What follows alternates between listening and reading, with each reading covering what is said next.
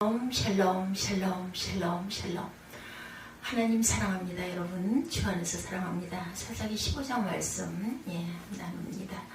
여러분들 견디기 어려운 갈증 느껴보신 적 있으세요? 정말 목말라 물이 먹고 싶은 그런 아주 괴로움이 대단하다고 그래요. 죽을 것 같은 갈증. 오늘 본문에 죽을 것 같은 갈증으로 인해서 삼손이 부르짖는 그런 장면이 나와요. 부르짖는 자의 셈은 과연 어떠한지 우리 함께 은혜를 나눠봅니다. 남성분들 이야기죠. 보병 상부대, 보병 학교에서 훈련받은 때의 경험 이야기가 있어서 제가 한편 실어봤습니다. 너무나 무더운 여름날 행군을 하게 되었다고 그래요. 지금도 그런지 모르겠는데 행군하기 전 약을 한 병씩 나누어 주더랍니다. 그 약은 물을 정화시키는 것인데 가져간 수통의 물을 다 마셔버리고 나서 행군을 하다가 더러운 물이라도 발견하게 되면 거기에 정화제를 넣고 먹으라는 뜻이었다고 그러죠. 처음 그 약을 받을 때는 설마 더러운 물을 어떻게 먹어 이렇게 생각을 했는데 여름의 열기로 뜨거워진 물을 정화제를 넣고 정말 먹었다고 그래요. 경험해 본 분들은 아시겠지만 육신의 갈증은 생각보다 견디기가 굉장히 힘들다고 그러죠. 갈증을 그냥 그대로 두면 처음에는 입술이 바삭바삭 마르고 그러다 혓바닥이 깔깔해지고 조금도 지나면 두통이 생기고 심하면 관절이 뻑뻑해지고 그 다음에는 생각의 조리성들이 없어지고 창자가 뒤틀리는 듯한 고통을 느낀다고 합니다. 그런데 이 육신의 갈증보다 더 힘든 갈증이 있어요. 영적인 갈증이죠. 영적인 갈증은 마시지 못해서 오는 갈증이 아니라 아무리 먹어도 해소되지가 않고 아무리 마셔도 해소되지가 않고 좋은 것을 입어도 해소가 되지 않는 갈증이라고 그러죠. 돈을 많이 벌어도 만족하지 못하고 높은 자리에 올라도 행복하지 못하고 아름다운 배필을 얻어도 만족하지 못하고 여전히 허전하고 그리고 또한 공허하면서 무엇인지에 대해 끊임없이 갈구하는 목마름이 바로 영적인 갈증이라고 그러죠. 이런 점에서 영적인 갈증이 육신적인 갈증보다 훨씬 더 심각하다고 그래요. 오늘 본문이 한 남자의 갈증에 대한 이야기이기 때문에 제가 갈증에 대한 말씀을 나눴습니다. 대승을 거뒀는데도 갈증은 죽을 것 같은 갈증이었다고 그러죠. 전쟁의 서막이 열립니다. 사사시대인 주전 1060년경 이스라엘은 40년째 블레셋의 지배를 받고 있었고 그렇게 긴 세월 동안 블레셋의 통치로 고통을 당하던 이스라엘을 구원할 사사로 하나님이 삼손을 선택을 하셨어요. 그는 태어날 때부터 포도주와 독주와 부정한 음식을 먹지 않는 구별된 삶을 살아야 했어요. 하나님은 그렇게 구별되게 살아가는 삼손을 통해서 이스라엘을 구원하실 것이고 이스라엘 역시 삼손처럼 하나님 앞에서와 세상에서 구별되어 살 것을 하나님은 바라셨기 때문이죠. 그러나 삼손의 삶은 그런 하나님의 기대와는 전혀 다른 방향으로 나아갑니다. 그것이 바로 그의 결혼의 문제였어요. 나이가 찬 삼손은 고향 소라에서 약 6.4km 떨어진 딥나라는 곳에 가서 어느 블레셋 여인을 보고 마음에 들어 자기 부모에게 그녀와 결혼을 하겠다 이렇게 때를 썼어요. 삼손의 부모는 그녀가 이방인이라는 이유로 결혼을 반대했지만 사랑에 눈이 먼 삼손은 고집을 부려 결국 결혼을 허락을 받습니다. 근데 14장 4절에 보면 삼손이 이런 식으로 결혼하려는 이 일이 야훼께로부터 나온 것이다 이렇게 증거하고 있어요. 14장 4절 보죠.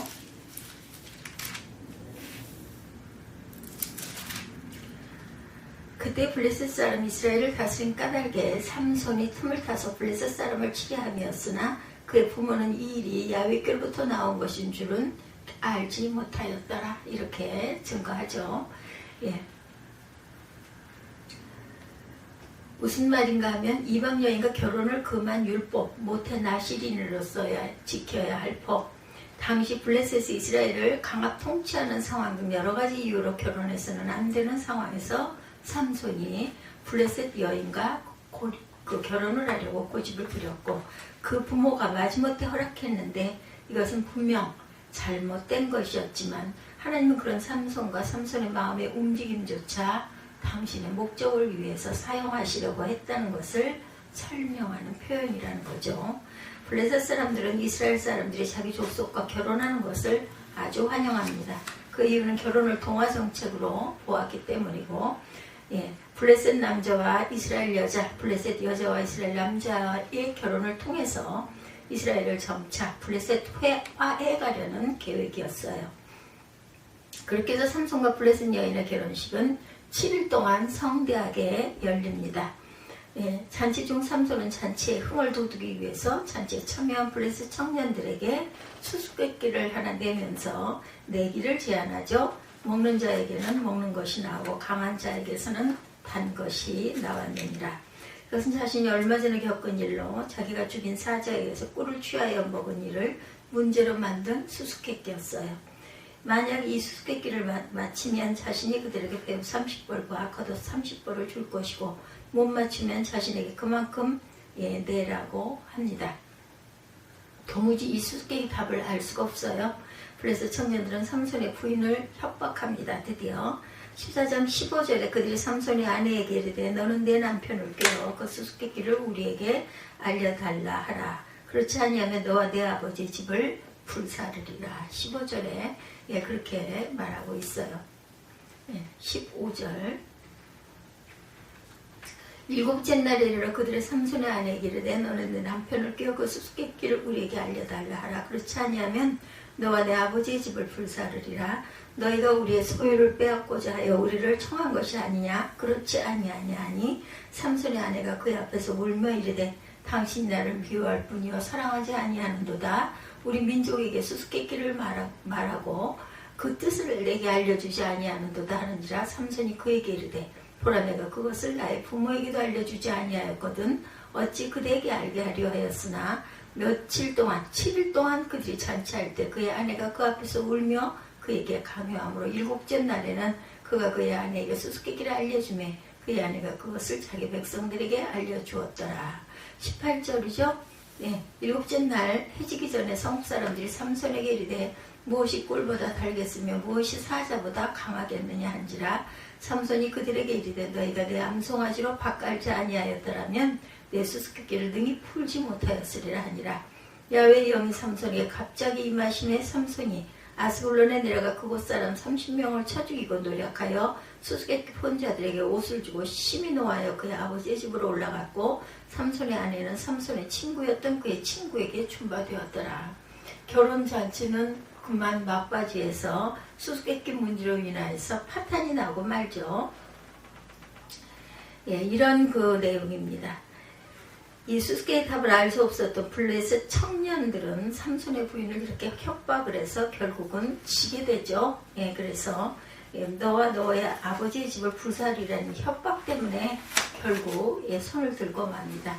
그래서 목숨을 걸고 아스글론이라는 곳에 가서 블레셋 사람 30명을 죽이고 그곳을 가져다 삼손은 블레셋 청년들에게 나누어주고 자신의 집으로 돌아가 버리죠. 그래서 결국은 부인을 맞이하지 못하는, 그러니까 잔치가 온전하게 잘 끝나지를 못한 거예요. 그죠? 결혼잔치는 무효화돼 버리고 맙니다. 그렇게 많은 시간이 지나지 않아 삼손이 다시 자기 부인을 찾아갔지만 장인이 부인을 만나지 못하게 합니다. 그 이유는 삼손이 결혼을 잔치 도중에 망쳤기 때문에 결국은 결혼이 끝난 줄 알고 자기 딸을 다른 남자에게 시집을 보내버렸기 때문이다. 삼손이 볼 때 자기 부인이 잘못한 것이 분명했고 자신이 화가 나서 집으로 간 일은 얼마든지 그럴 수 있는 상황이었는데도 그렇게 급하게 다른 남자에게 시집을 보내버린 장인의 처사를 도무지 이해할 수가 없고 용서할 수도 없었고 아버지가 가난다고 남편을 버리고 다른 남자에게 냉큼 시집을 간 부인도 용서가 안 됐어요. 화가 난 삼손을 본 장인은 그 수습책으로 삼손의 처자와 결혼하라 했지만 삼손은 더 화가 납니다. 이로 삼손의 마음은 블레셋 전체에 대한 증오심이 불탔고 블레셋인들에게 복수를 결심하게 되죠. 그래서 삼손은 여우 300마리를 잡아다가 여우들의 꼬리와 꼬리를 서로 묶은 뒤에 그 묶은 꼬리에 회를 달고 회에 불을 붙여 여우들을 산과 들로 내모읍니다. 여우들은 꼬리가 서로 묶여있는 데다가 불까지 붙었으니 정말 얼마나 뜨겁겠어요. 꼬리에 붙은 불은 추수하여 쌓아놓은 곡식당과 배지하는 곡식, 포도원과 감람 농장을 모두 다 태워버리고 맙니다. 즉 딥나를 중심으로 한 블레셋 땅의 온 들판과 산이 불바다로 변해버린 거죠. 방화예요, 방화. 블레셋 사람들의 한해 농사는 그렇게 완전히 망쳐져 버리고 맙니다. 그러자 이 사건의 원인을 찾기 시작했고 블레셋 사람들은 그들은 딥나 사람이 사귄 삼손이 사건의 주범임을 알게 되죠. 그리고 삼손이 그런 일을 저지른 이유가 그 장인이 삼손의 아내를 다른 사람에게 주었기 때문이라는 것도 알게 됩니다. 화가 머리 끝까지 난 블레셋 사람들은 딥나로 와서 그 여인과 그의 아비를 불태워버리고 맙니다. 그 후 이 사실을 알게 된 삼손은 전 부인과 전 장인에 대한 복수로 블레셋 사람들을 죽이죠. 그리고는 흥분한 블레셋 사람들로 인해 도망을 갑니다. 이런 대단한 미스테리극 같은 내용 아니십니까 여러분들? 네, 첫 번째 전투가 벌어지는 그런 장면이 그 다음에 펼쳐져요. 어떤 내용들이 전개가 됐을까요? 삼손은 딥나에서 동쪽으로 내려가 유다지파 지역인 에담이라는 곳에 바이툼에 가서 숨습니다. 그래서 블레셋 사람들은 그것을 알고 유다 지역을 공격하려고 군사를 보내어 레히에 진을 치죠. 느닷없이 블레셋의 공격을 받게 된 유다 사람들은 영문도 모르고 당황하죠. 너희가 어찌하여 올라와서 우리를 치느냐. 블레셋인들로부터 삼손을 체포하러 왔다는 말을 들은 유다 사람들은 군사 3,000명을 삼손에게 보내서 우리가 너를 블레셋에 넘기기만 할 뿐 죽이지는 않겠다고 약속을 했고 삼손은 순순히 유다 사람들에게 결박을 당하여 블레셋 사람들에게 넘겨집니다. 동족끼리 싸우는 것을 피하려는 의도였겠죠.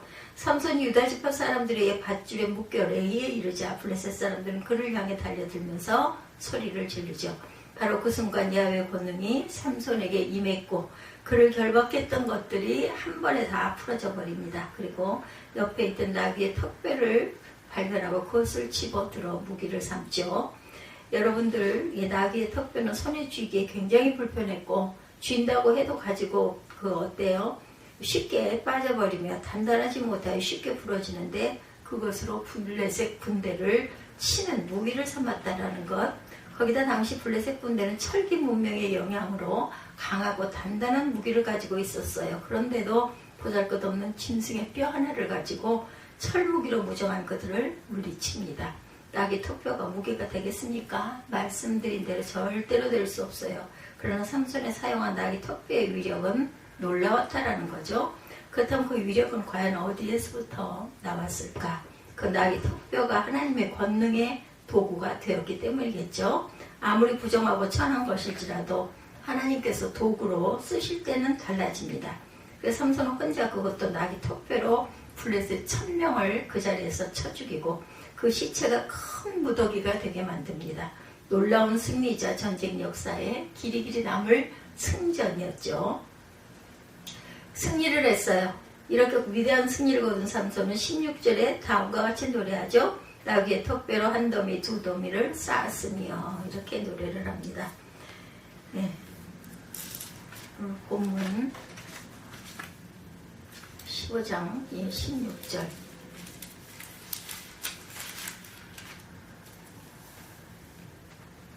나귀의 턱뼈로 한 더미 두 더미를 쌓았으며 나귀의 턱뼈로 내가 1,000명을 죽였도다 하니라. 네. 그 말을 마치고 턱뼈를 자기 손에서 내던지고 그것을 라맛레이라 이름하였더라. 18절입니다. 삼손이 심히 목이 말라 야훼께 부르짖어 이르되 주께서 종의 손을 통하여 이 큰 구원을 베푸셨사오나 내가 이제 목말라 죽어서 할례받지 못한 자들의 손에 떨어지겠나이다 하니 하나님이 레이에서 한 우묵한 곳을 터뜨리시니 거기서 물이 솟아나오는지라.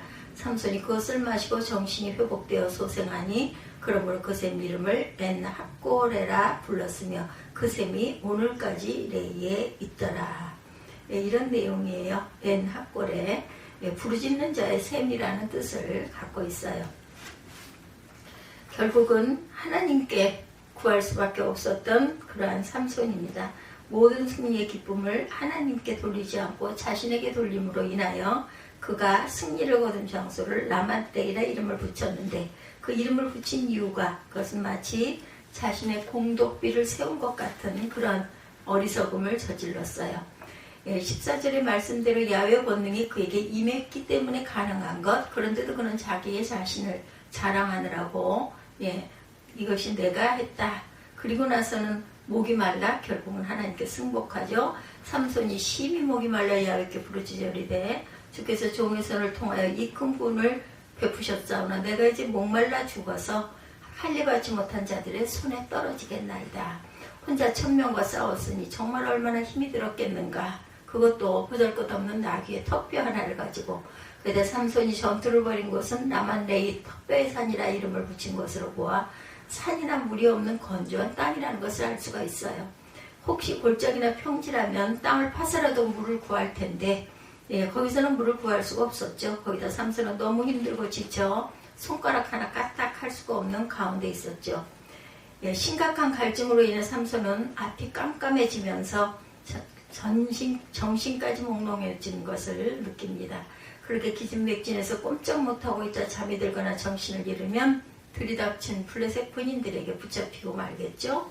엄청난 승리를 이룬 후에 곧바로 견딜 수 없는 갈증이 찾아와 승리가 성공이 갈증을 해결해 주지를 못해요.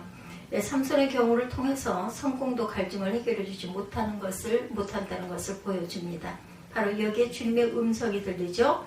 역사가 요세푸스는 삼손이 승리를 거둔 후 하나님께 영광을 돌리지 않고 자기 자신을 내세우면서 내가 1000명을 죽였도다며 자만에 빠졌기 때문에 하나님께서 죽을 것 같은 갈증으로 그를 깨닫게 해주려고 하셨다 이렇게 말합니다. 무슨 일이에요? 삼손이 라만레이에서 죽을 것 같은 갈증으로 정신까지 혼미해진 상황에 된 것은 그것을 깨닫게 하시려는 하나님의 은혜의 손길이었다라는 거죠. 하나님은 삼손의 승리에 도취되어 있을 때 그 역시 평범한 인간이며 갈증 하나 제대로 해결할 수 없는 존재라는 것을 깨달도록 갈증을 이용하셨다라는 것입니다. 바로 그 갈증 때문에 자신이 거둔 승리가 하나님의 권능으로 임한 것임을 인정하고 동시에 자신의 무능함을 고백하면서 하나님의 도움을 구합니다. 18절에 주께서 종의 손을 통하여 이 큰 구원을 베푸셨사오나 내가 이제 목말라 죽어 할례받지 못한 자들의 손에 떨어지겠나이다. 삼손은 그제야 자신을 주님의 종이라 부르며 자신이 거둔 승리는 이스라엘을 구원하기 위해 하나님께서 자신을 사용한 것임을 고백합니다. 삼손이 이렇게 깨달은 마음으로 기도하자 하나님이 그 기도를 들으시고 레이의 한 우묵한 곳을 터뜨려서 거기에서 물이 나오게 하죠. 그 물로 갈증을 해결한 삼손은 그 우물을 엔핫고레 즉 부르짖는 자의 샘이다 이렇게 붙였어요. 엔핫고레는 삼손이 자신이 어쩔 수 없는 한계를 깨닫고 비명을 질려야 했던 것 일과 하나님께서 자신에게 응답해 주신 은혜를 기억하기 위하여 지은 이름이죠.